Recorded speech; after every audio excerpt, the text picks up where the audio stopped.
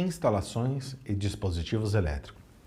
Em 12.3.6, as ligações e derivações dos condutores elétricos das máquinas e equipamentos devem ser feitas mediante dispositivos apropriados e conforme as normas técnicas oficiais vigentes, de modo a assegurar resistência mecânica e contato elétrico adequado, com as características equivalentes aos condutores elétricos utilizados e proteção contra riscos.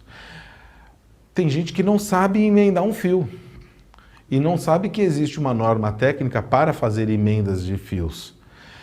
Então, o que esse texto da norma diz é o seguinte: menos gambiarra. Tem que fazer um trabalho com base em procedimentos e normas oficiais.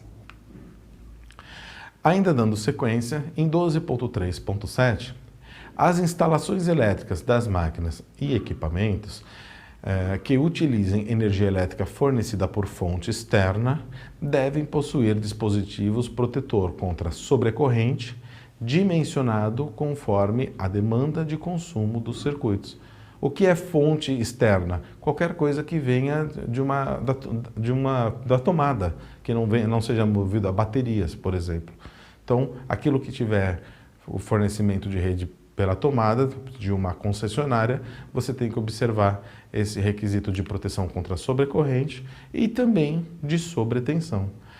Nas máquinas e equipamentos em que a falta ou a inversão de fases da alimentação elétrica puder ocasionar riscos, deve haver dispositivo que impeça a ocorrência de acidentes. Também mudou o texto, tá certo? Antes falava-se que deve ser feito o monitoramento, agora não importa a questão do monitoramento, o que importa é a questão da consequência. Então, mesmo assim, você vai ter, como na ilustração, dispositivos de proteção contra surto, os disjuntores termos-magnéticos e outros sistemas de monitoramento de fase.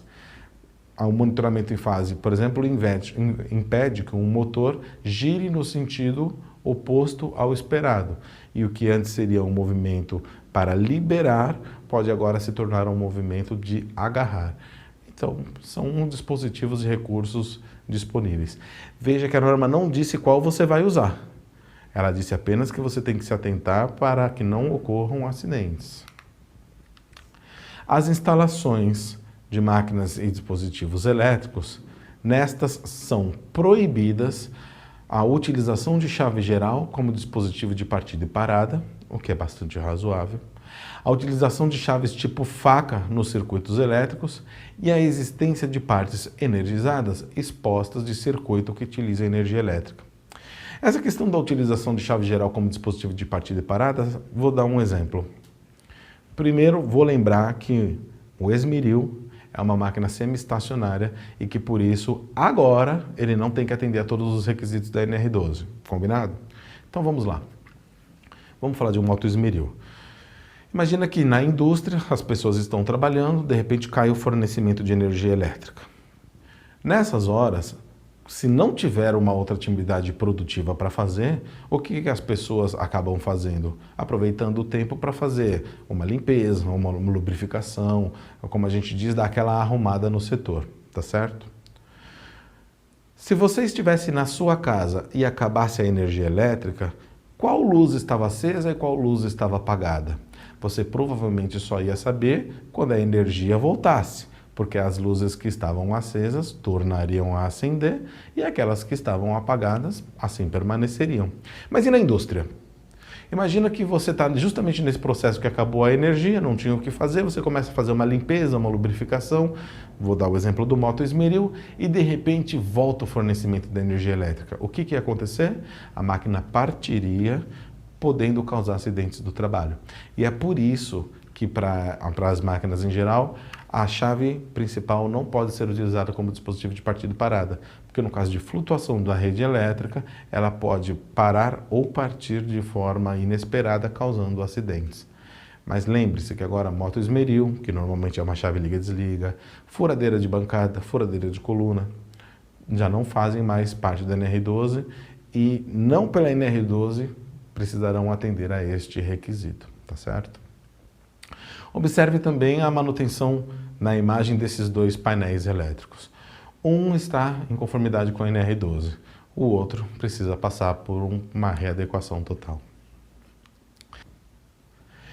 Em 12.3.9, as baterias devem atender aos seguintes requisitos mínimos de segurança. Letra A. Localização, de modo que sua manutenção e troca possam ser realizadas facilmente a partir do solo ou de uma plataforma de apoio. B. Construção e fixação de forma a não haver deslocamento acidental. E C.